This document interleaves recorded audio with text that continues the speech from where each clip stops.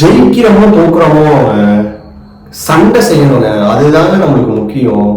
அந்த சண்டையே செய்யாம ஒரு இன்டென்ட்டே இல்லாம ஆடிட்டு இருக்காங்க. மேட்சை வந்து நீங்க 5-6 ஓவர்லயே முடிச்சிருக்கீங்க, அதுக்கப்புறம் எதுக்கு நாங்க வின் பண்றதுக்கே போகணுங்கிற மாதிரி ஆடிட்டு இருக்கீங்க. டைமும் அந்த ஓப்பனர்னால ஆட முடியாது. I accept that. சரி, ஒரு விக்கெட் விழுது. பிஃபோர் பாத்தீங்கன்னா ராபின் உத்தப்பா இருந்து சுரேஷ் ரெய்னா, ராபின் உத்தப்பா, அம்பத்தி ராயுடு, மொயின் அலி, லாஸ்ட் சீசன் அஜிங்கியா ரஹானே, எல்லாரும் வந்து 1 down 2 down ஒரு குயிக்கா அடிச்சுட்டு போவாங்க. 10 பாலுக்கு 25, 10 பாலுக்கு 30, அதுதான் சிஎஸ்கேவோட டாக்டிஸே. இப்போ அதை சிஎஸ்கேக்கு யாருமே இல்லை. ருத்ராஜ் ஓப்பன் வரணும், கான்வே வரணும், ரச்சின் வரணும், இதெல்லாம் ஒரு பிரச்சனையும் கிடையாது. சேம் ஆர்டர் 1 2 3, அது பிரச்சனை கிடையாதுங்க. விஜய் சங்கர் ஹிட் பண்ண சொல்லுங்க. இன்னைக்கு சூப்பரா ஆடினாருங்க விஜய் சங்கர். ஆனா எல்லாருமே விஜய் சங்கர் தாங்க போட சொல்லுவாங்க. நீங்க வேணா பாருங்க, இந்த மேட்ச் தோற்றதுக்கு மெயின் ரீசன் யாருன்னு பாத்தீங்கன்னா விஜய் சங்கர்னு சொல்லுவாங்க. ஆனா சிஎஸ்கே 3 ரன் தாண்டதுக்கு மெயின் ரீசன் யாருன்னு பாத்தீங்கன்னா அந்த விஜய் சங்கர் தாங்க. சூப்பரா விளையாண்டாருங்க. என்னதான் ஒரு 4-5 கேட்ச் விட்டாங்க, அதுன்னு பில்டப் பண்ணுவாங்க, அதெல்லாம் பிரச்சனையே கிடையாதுங்க. கிரிக்கெட்ல கேட்ச் விடுறதான ஒரு அசால்ட் மேட்ருங்க, ஓகேவா? ஆனா ஒரு சூப்பரா ஆடினாருங்க. கண்டிப்பா அடுத்த 14 மேட்ச்க்கும் அவர் ஆடுவாரு.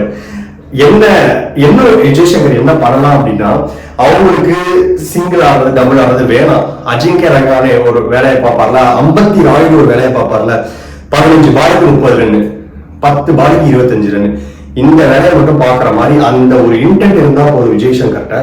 கண்டிப்பா சிஎஸ்கே கம்பேக் கொடுக்கறதுக்கு அதிக வாய்ப்பு இருக்கு.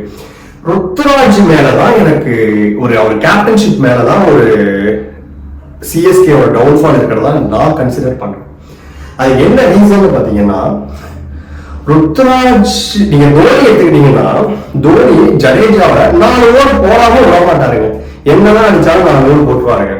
இப்போ சேப்பாக்கோட கோட்டை வந்து ஸ்பின்னு அப்படி இப்படின்னு பயங்கரமா சொல்லி ஸ்பின் ட்ரியோவா எடுத்து பயங்கரமா பில்டப் பண்ணாங்க. ஆனா ருத்ராஜுக்கு பாத்தீங்கன்னா ஸ்பின்னர் மேல ஒரு கான்பிடன்டே இல்லைங்க. ஒரு 150 மட்டும்தான் அவர் கான்பிடண்டா வச்சிருக்காரு. ஈவன் இந்த மேட்ச்ல அவர் வந்து 4 ஓவர் கொடுக்கவே இல்லை. ஏன்னா 3 ஓவர் 30 ரன் கொடுத்துட்டாரா, என்ன லாஜிக்னே தெரியல. 4th ஓவர் 100 வந்து கண்டிப்பா போயிருக்கணுங்க. நீங்க வந்து முகேஷ் சௌத்ரியை நம்புறீங்களே தவிர 100 நம்பவே இல்லைங்க. 4வது ஓவர் கொடுத்து ஆரம்பிச்சிருக்கணும். ஆர்எல்ஸ் நீங்க அஸ்வினுக்காச்சும் அடுத்த ஓவர் கொடுத்துருந்துருக்கணும். என்ன பண்ணிட்டாரு அப்படின்னு கட் பண்றீங்கன்னு எனக்கு தெரியவே இல்லை. நீங்க வேற இது இல்லாம பில்டப் வேற கொடுத்துட்டு இருக்காங்க நம்ம பாய்ஸ். ருத்ராஜ் தான் ஃபியூச்சர் கேப்டன் பிளாப்லாப்லான்னு என்னென்னமோ சொல்லிட்டு இருக்காங்க. ஒர்த்தே கிடையாதுங்க அப்படிங்கிற அளவுக்கு ப்ரூவ் பண்ணிட்டு இருக்காருங்க ரீசெண்ட் டேஸா அவரோட கேப்டன்ஷிப்ல.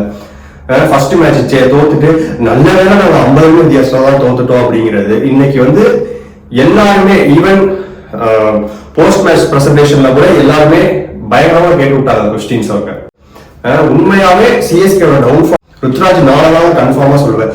என்ன ரீசன்னா, ருத்ராஜுக்கு ஸ்பின்னர்ஸ் மேல நம்பிக்கையே கிடையாதுங்க. அதுதாங்க main reason. And also 1 down இறங்குறாரு அப்படின்னா அவங்க ஃபீல்டர் செட் பண்ணி ட்ராப் பண்ணிட்டு இருக்காங்க. சேம் ஷாட் போய் அவுட் ஆயிட்டு இருக்காருங்க. இது என்ன மாதிரி ஷார்ட் செலக்ஷன் எனக்கு தெரியலங்க. உங்களை சுத்தினா உங்க டீமே ரன் ஆயிட்டு இருக்கா அப்படின்னா நீங்க வந்து ஒரு பொறுப்பெடுத்துக்கிட்டு விளையாடணும். அந்த பொறுப்பு எடுக்கிறதே கிடையாது. நீங்க ஃபர்ஸ்ட் பேட்டிங்ல மட்டும்தான் அடிப்பீங்க அப்படின்னா நீங்க செகண்ட் பேட்டிங் வந்துச்சுன்னா நீங்க வாழவே வேணாமே. 180+ ஸ்கோர்ஸ் இருந்துச்சுன்னா உங்களோட ஆவரேஜ் பாத்தீங்கன்னா 10 12 180+ இருந்தாலே நீங்க அடிக்க மாட்டேங்கிறீங்க. ஒரே ஒரு 50 மட்டும் தான் அடிச்சிருக்கீங்க. ஏதோ பத்திரானா நல்லா போடுறதுனால நம்ம 200 210 ரன் அடிக்காம 190 180 அப்படின்னு வச்சுட்டு இருக்கோம். ஆனா பத்திரானா எல்லா மேட்சும் ஆடுவார்னா கண்டிப்பா ஆட மாட்டாருங்க. அவருக்கு இன்ஜுரி கன்சர்ன்ஸ் இருக்குங்க. சிஎஸ்கே காண்டியே அவரோட பவுலிங் ஆக்ஷனை சேஞ்ச் பண்ணியிருக்காருங்க, ஓகேவா? அவரு சவுத் ஆப்பிரிக்கா லீக்லயோ ஸ்ரீலங்காவையோ போடும்போது அவரு வேற பவுலிங் ஆக்ஷன் போட்டுட்டு இருக்காருங்க. சிஎஸ்கே காண்டியே இந்த பவுலிங் ஆக்ஷன் கொண்டு வந்திருக்காரு. இந்த பவுலிங் ஆக்ஷன்னால அவருக்கு கண்டிப்பா இன்ஜுரி வரும். ஒரு 8 மேட்ச் 9 மேட்சுக்கு அப்புறம் அவர் வந்து கன்ஃபார்மா ஆடுவாங்கிறது டவுட் தாங்க. ஸோ பேட்ஸ்மேன் அவங்க பொறுப்படுத்திக்கிட்டு ஆடணுங்க. இன்டென்ட் காட்டுங்க. நீங்க ஜெயிங்க தோங்க அதெல்லாம் பிரச்சனையே கிடையாதுங்க. வாங்க அடிங்க போங்க. அட்லீஸ்ட் உங்க ஃபேன்ஸ் காண்டியாச்சும் அடிக்கணும், வின் பண்ணணும், ரன் ரேட் காண்டி ஆடக்கூடாது. 10 ஓவர் இருக்கா அடிச்சு காட்டுவோங்க அப்படின்னு அடிச்சு காட்டுங்க. அதுதாங்க எக்ஸ்பெக்ட் பண்றோம். தோக்குறது ஜெயிக்கிறது பிரச்சனையே கிடையாதுங்க. அடிச்சு தோத்துட்டியா, 19வது வரையும் நின்னாண்டா, அடிச்சாண்டா, ஆனா அவன் 4 ரன்ல தாங்க தோத்து போயிட்டாங்க. அதுதாங்க மேட்ரு.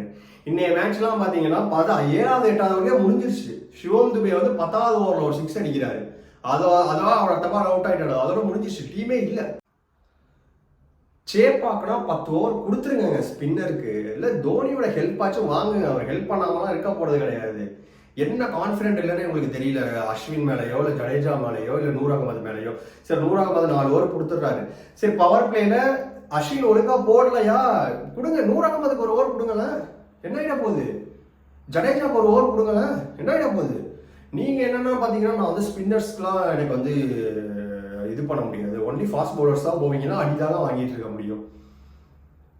எதுக்கு அன்ஷுல் கம்போஜ்னு ஒரு பவுலர் இருக்காரு, அவரை விட்டுட்டு எதுக்கு இவரை எடுத்துட்டு வந்தீங்கன்னு எனக்கு தெரியல. அட்லீஸ்ட் மகாராஷ்டிராக்கு ஆடுறதுனால அவங்க ஃப்ரெண்டுனால எடுத்துட்டு வந்துட்டீங்களான்னு எனக்கு தெரியல. அவர் வந்து சையத் முஸ்தக்லில நல்லா தான் போட்டாரு, நான் வந்து குறை சொல்ல போறதில்லை. But let's try Anshul Kamboj. எதனால ட்ரை பண்றது இல்ல? ரீசன் சொல்லுங்க. ரீசன் சொல்லுங்க. ரீசனே சொல்லாம இல்ல நாங்க நெக்ஸ்ட் மேட்ச் வந்துடுறோம், கம்பேக் கொடுத்துருவோம், இதெல்லாம் எனக்கு தேவையே கிடையாது. ரீசன் சொல்லுங்க. எதனால இன்டென்ட் காட்ட மாட்டேங்கிறீங்க? என்ன பிரச்சனை? தோனி ஆடலையா, வெளில உட்கார வைங்க, பிரச்சனை கிடையாதுங்க. வெளிலையே உட்கார வைங்க. அவர்லாம் குறை சொல்லாதீங்க தோனியையும். அவர் வந்து வேலையை பார்த்துட்டு தாங்க இருக்காரு. ஒரு ஸ்டெம்பிட்டோ, ஒரு ரன் அவுட்டோ, இல்லை லாஸ்ட் 2 ஓவர் வந்தாலும் 2 6 அடிக்கிறாருங்க. இன்னைக்கு பண்ணல. அட்லீஸ்ட் இன்னைக்கு வந்து ஒர்ஸ்ட் பெர்ஃபார்மன்ஸ் தான் தோனியே நான் சொல்லுவேன். ஏன்னா 10 ஓவர் வந்தும் அவரும் இன்டென்ட் காட்டலை. இன்டென்ட் காட்டணும்னு நினைச்ச விஜய் சங்கரையும் தள்ளி விட்டு போயிட்டாருன்னு நினைக்கிறேன். அவர் தோனியை குறை சொல்லி யூஸே கிடையாதுங்க. தோனி இருந்தாதான் உங்களுக்கு டிக்கெட் சேல் ஆகும், உங்க பிசினஸ் நடக்கும். சிஎஸ்கே அழியாம இருக்கணும்னா தோனி அங்கே இருக்கணும். அதுக்கு மட்டும்தாங்க அவர் அங்கே வச்சிருக்காங்க. ஓகேவா? ஸோ தோனியை வச்சு சுத்தி 10 பேர் எப்படி ஆடுறீங்கன்னு பாருங்க, அதுதான் முக்கியம். தற்கொலை மாதிரி விஜய் சங்கர் எல்லாரும் குறை சொல்லிட்டு இருக்காங்க. அந்த மனுஷன் தாங்க 50-60 ரன் அடிச்சான். என்னதான் கம்மி பால் அதிக பால் எடுத்துக்கிட்டாலும் வேற ஆள் இல்லைங்க. சுத்தி யாராச்சும் ஒருத்தவாச்சும் நிக்கணுமே. எவனுமே நிக்காம பட்டு பட்டு பட்டுன்னு போயிட்டு இருந்தீங்கன்னா அவர் என்ன பண்ணுவான்? இப்படிதான் ஆட முடியும். யாரு அடிக்கலையோ அவங்கள கேளுங்க. சிவம் துபே என்ன பண்ணிட்டாரு? 1 சாமி 2 சாமி ஸ்பின் டெஸ்ட்ராயர் அது இதுன்னு சொல்லி அவர் அந்த டயலாக் சொன்னதுல இருந்து அடுத்த 7 மேட்சா 20 ரன் தாண்டாங்க ஒரு மேட்ச் கூட. நம்ம பிரச்சனையே அந்த சிவம் துபேல தாங்க ஆரம்பிக்குது. அவன் அடிச்சாதாங்க நீங்க உள்ற போவாங்க சிஎஸ்கே, இல்லைன்னா டவுன்ஃபால் தாங்க. பவர் பிளேல மினிமம் 50 60 ரன் தேவை. அதுக்கு என்ன பண்ணணுமோ அதை பாருங்க. மிடில் ஆர்டர்ல மொதல் 6 ஓவருக்கு 55க்கு ஒரு விக்கெட்டு, அடுத்த 6 14 ஓவர் 100 ரன் 110 ரன் வந்து நிற்கும். சிவம் துபேவும் நல்லா விளையாண்டுருப்பான் அந்த இடத்துல. அதுக்கப்புறம் 6 ஓவர் இருக்கு. வரவன் எல்லாரும் வந்து பொழப்பானுங்க. Even Dhoni also. முடிஞ்சிருச்சு. 200 210 ரன் ஸ்கோரு. இதுதான் டெம்ப்ளேட்டு. இந்த டெம்ப்ளேட்டா ஃபாலோ பண்ணுங்க. அதை விட்டுவிட்டு எல்லாம் வந்து என்னடா மரத்தை நட்டுக்கிட்டு இருக்கீங்களா? எதுக்கு இத்தனை மரமான நட்டுக்கிட்டு இருப்பீங்க?